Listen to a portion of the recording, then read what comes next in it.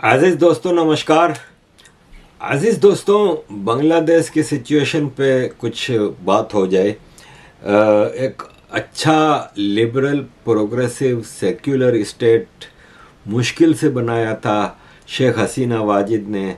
बड़ी मेहनत की उन्होंने और इसकी बांग्लादेश की इकोनॉमी को इतना तेज़ी से ऊपर लेके गई। काफ़ी चीज़ें हुई लेकिन नतीजा ये निकला कि यह अमेरिका के लिए सही नहीं था, क्योंकि अमेरिका के लिए एक प्रोग्रेसिव सेक्युलर लिबरल स्टेट अच्छी नहीं होती। अमेरिका के लिए पाकिस्तान की तरह एक मजहबी जुनूनी रियासत काबिल कबूल है। बड़ी कोशिश की कि बांग्लादेश की हसीना वाजिद उनके डिक्टेशन में आ जाएं, नहीं ला सके। नतीजा ये निकला कि अमेरिका के मुख्तलिफ ऑर्गन्स, अमेरिका की डीप स्टेट के मुख्तलिफ एक्टर्स हैं। इसमें दोनों रिपब्लिकन और डेमोक्रेटिक पार्टी के पॉलिटिशियंस भी हैं। अगर हम डीप स्टेट का पिछले 25 सालों में रोल देखें तो 9/11 के वक्त अमेरिका में रिपब्लिकन प्रेसिडेंट था जॉर्ज बुश, और वो डीप स्टेट की पॉलिसीज़ को लेके चला। भाई 9/11 हुआ, इसमें एक भी अफगानी नहीं था, लेकिन हमला कहाँ होता है? अफगानिस्तान पे।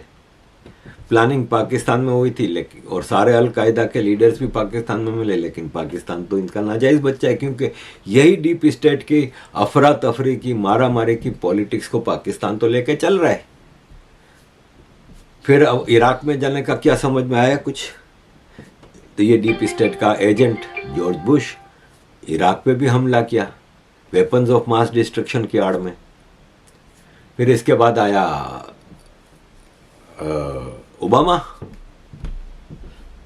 ओबामा ने डीप स्टेट की पॉलिसी को और ज़्यादा आगे बढ़ाया। लीबिया, सीरिया, इराक में वापस तबाही, सब कुछ किया।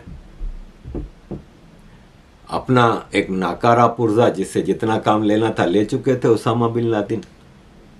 उसको चुपचाप मारने की क्या ज़रूरत थी अगर ये इतना बड़ा टेररिस्ट था और तुम लोगों के पास सबूत थे? क्योंकि तुम लोग कह रहे थे ना कि ये हमारे पास सबूत है, जब भी तो आप तुम लोगों ने पूरे पूरे मुल्क तबाह कर दिए, तो कुछ तो सबूत होते ना। तो क्यों उसामा बिन लादेन को अदालत में नहीं लाए? उसने पोल खोल देनी थी सारी, उसको चुपचाप मार के दरिया समंदर में डाल दिया। तो अमेरिका की डीप स्टेट के मुख्तलिफ ऑर्गन्स होते हैं, इसमें एक क्लिंटन भी है। तो ये आया जब यूनुस अभी America United nation general assembly के इजलास में, तो पूरी अमेरिका के पूरी हायरार्की बिछ गई, बिल्कुल उसके साथ आगे लेट गई। पहले तो ये सिटिंग प्रेसिडेंट जो बाइडन, जो कि डेमोक्रेसी की पूरी दुनिया में दुकान चलाता है, इनकी होलसेल मार्केट है और पूरी दुनिया में डेमोक्रेसी बेचते हैं।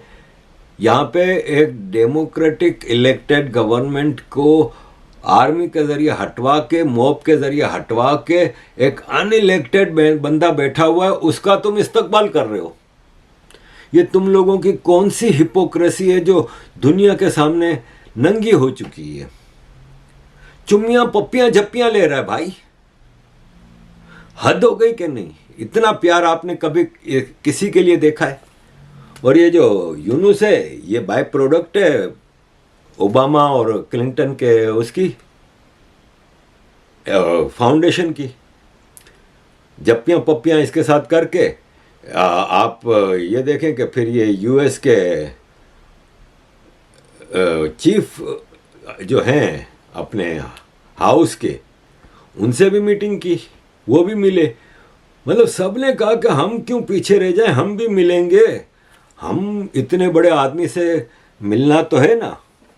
अब ये पेपर लीक आउट हो चुके हैं, जिससे साबित हुआ है कि बांग्लादेश की पॉलिटिक्स को डीस्टेबलाइज करने के लिए किस तरह काम किया गया। US government linked international Republican institute, इन्होंने स्टूडेंट्स की एक फौज तैयार की।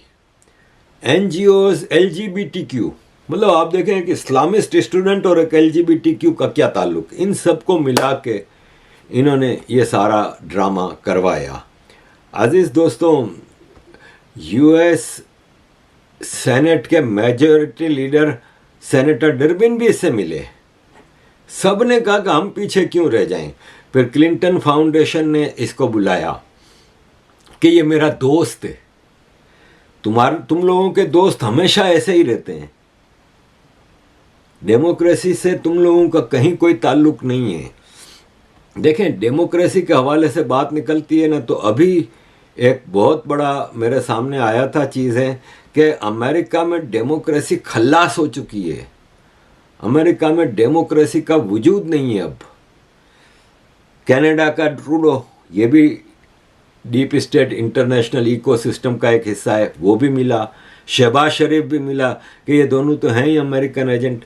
तो जब क्लिंटन ने इसको फेडरेशन पे उस पर बुलाया तो इसने कहा कि यूनुस ने अपनी स्पीच में कि मैं इंट्रोड्यूस कराना चाह रहा हूँ महफूज आलम, जिसने कि ये पूरा स्टूडेंट जो प्रोटेस्ट और जो वायोलेंस था इसका लीडर था।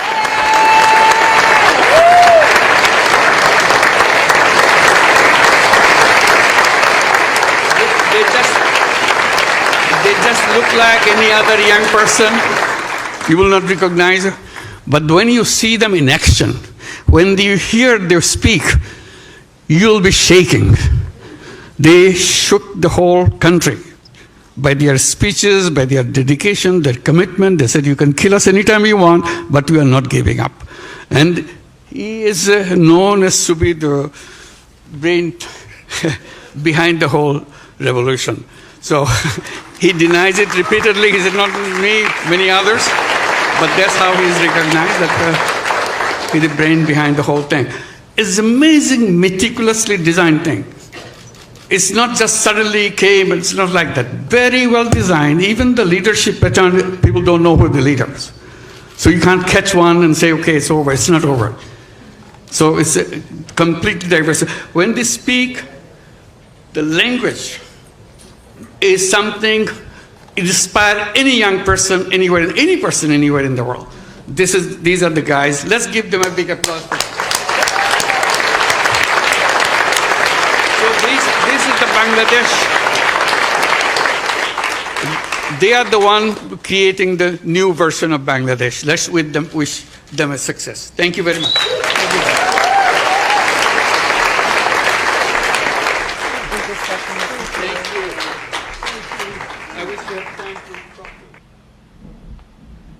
ये महफूज आलम हिजबुल तहरीर का लीडर है।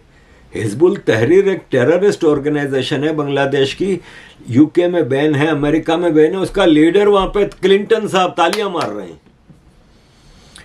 अजीज दोस्तों, क्या कह सकते हैं अमेरिका की इस हिपोक्रेसी पे। सारे इस्लामिक टेररिस्ट जो कि हसीना वाजिद ने जेलों में बंद किए थे, सबको आज़ाद कर दिया।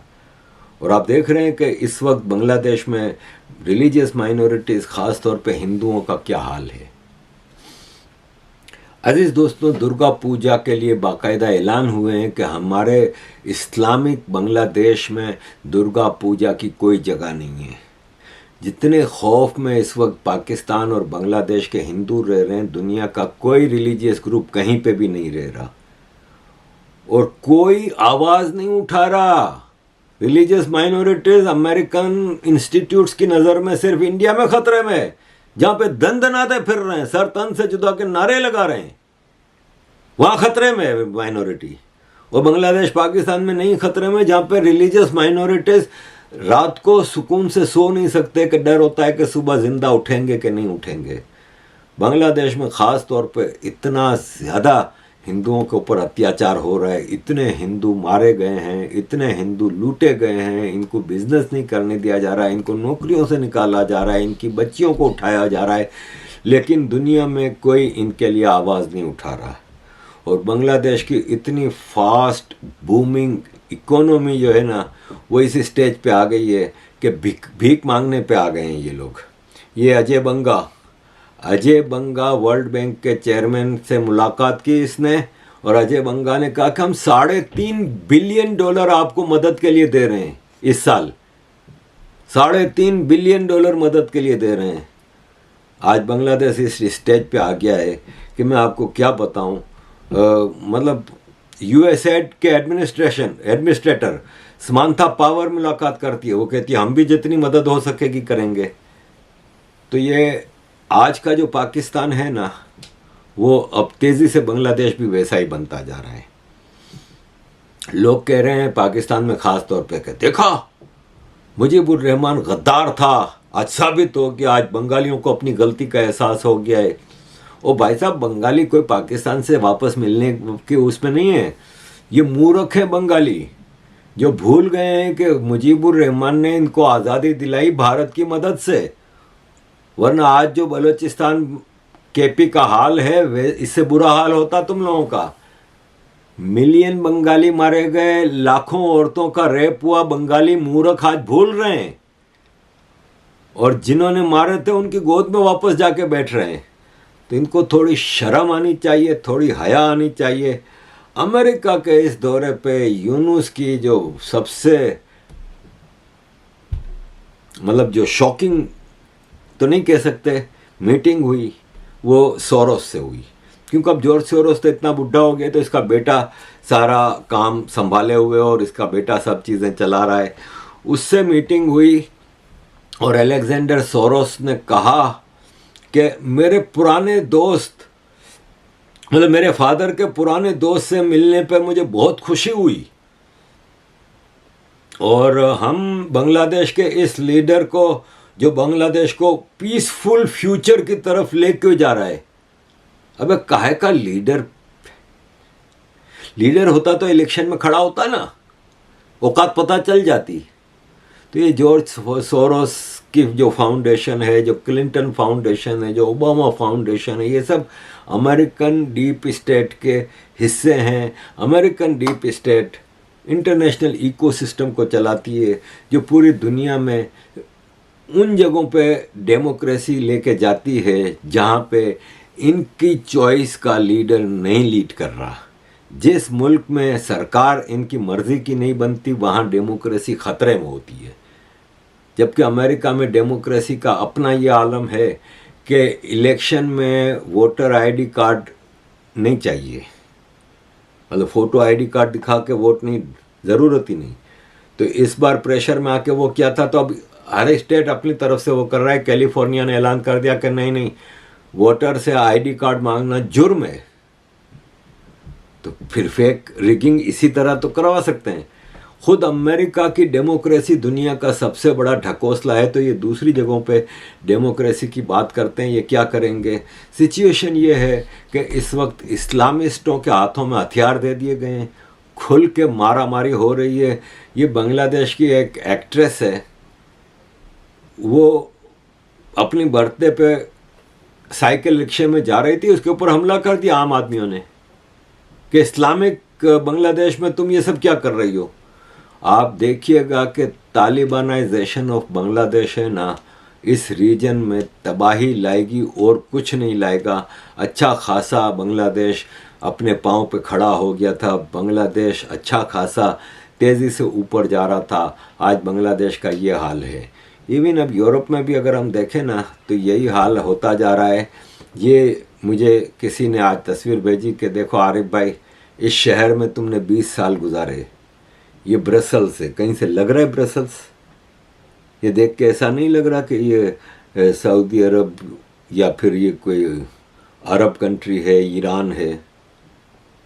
ये ब्रसल्स है,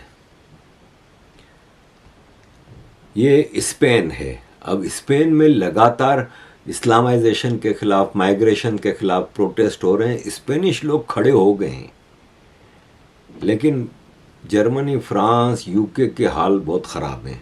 ये हमारे यूके की जस्टिस मिनिस्टर है भाई, ये शबाना महमूद यूके की जस्टिस मिनिस्टर है। इसके पीछे फबी आलाई रब्बिकुमा तुकज़्ज़िबान आयत लिखी हुई है कि तुम अपने रब की कौन कौन सी नेमत को झुटलाओगे। ये हिजाब पहन के यूके की जस्टिस मिनिस्टर खड़ी है। ये जो इस्लामाइजेशन और तालिबानाइजेशन ऑफ यूरोप भी है ना, वो भी बड़ा तेज़ी से हो रहा है। और यूरोप के ये यूके में अभी इन्होंने हेट स्पीच के ऊपर नए कानून ला रहे थे जिस पे फेसबुक की पोस्ट पे कहीं कमेंट करने पे इस पे उस पे लोगों को गिरफ्तार कर रहे थे, वो पास नहीं हो सका लो। लेकिन स्टिल यूरोप में मामला बहुत तेज़ी से ख़राब होते जा रहे हैं। ये देखें, एक आया है कि जर्मनी में गैंग रेप्स के वाक़यात, जितने भी गैंग रेप है ना, पर 1 मिलियन रेसिडेंट्स में सबसे ज़्यादा अफ़गान 41, दूसरे नंबर पे 23 अफ्रीकन, तीसरे नंबर पे अफ्रीकन और अफ़गान छोड़ के बाकी फॉरेनर्स 3, जर्मन नेशनल 0.6%, 0.6%। तो यूरोप का भी अपना हाल ख़राब हो रहा है, लेकिन एक वक्त आएगा कि यहाँ पे फिर सफाई शुरू करनी पड़ेगी, क्योंकि यहाँ पे अब इनके जो इंडिजिनियस पॉपुलेशन है वो तंग आ चुकी है। अजीज़ दोस्तों, thank you very much for all your support. Kindly keep supporting.